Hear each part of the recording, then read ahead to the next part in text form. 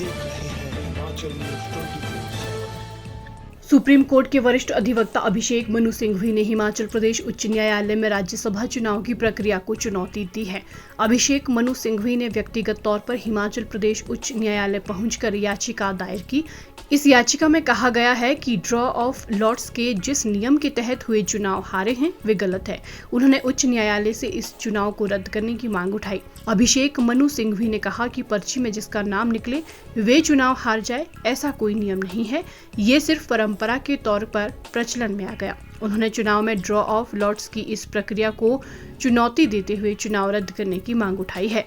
मैंने यहाँ याचिका दर्ज की है आज। वो चुनाव को चुनौती देने वाली याचिका है और उस याचिका में महत्वपूर्ण कानूनी मुद्दे उठाए गए हैं। माननीय उच्च न्यायालय अपने नियमों के अनुसार उस याचिका को देखेगा और उसके बाद उसमें अग्रिम आगे प्रक्रियाएं होंगी। चुनाव अब का खेल खत्म हो गया, चुनाव की बात खत्म हो गई। ये कानूनी प्रक्रिया है, इसमें कोई राजनीति नहीं होती है। और एक ऐसा थोड़ा सा विचित्र सा नियम है कि ऐसी याचिका दायर करने के लिए भी याचक को खुद पेश होना पड़ता है। आमतौर पे दायर करने के लिए खुद पेश होना आवश्यकता नहीं होती है, लेकिन चूंकि नियम ऐसा है इसलिए मैं आया हूँ, नहीं तो मैं आने का कोई शायद आवश्यकता भी नहीं होती इस वक्त। बाकी क्या होगा वो बात की बात है, जब ये माननीय उच्च न्यायालय इसको देखेगा और इस पर एक्शन लेगा। सर किस तरह की आई हैव याचिका का जो मूल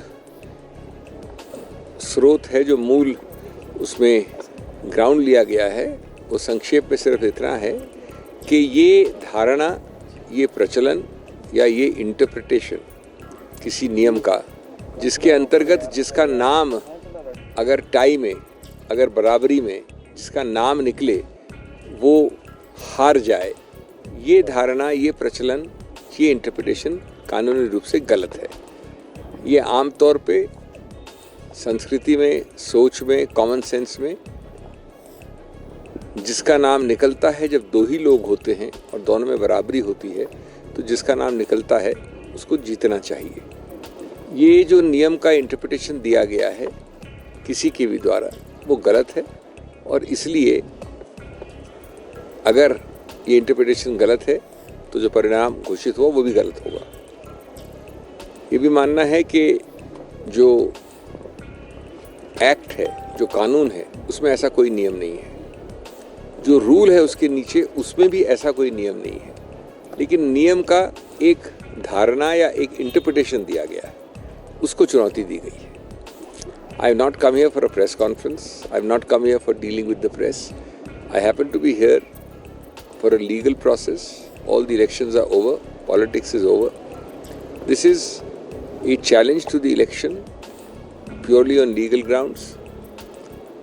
One of the main legal grounds is that there is nothing in law, neither in the act nor in the rules, which compels an interpretation, which requires that the person whose name is drawn up in a draw of lots is the loser.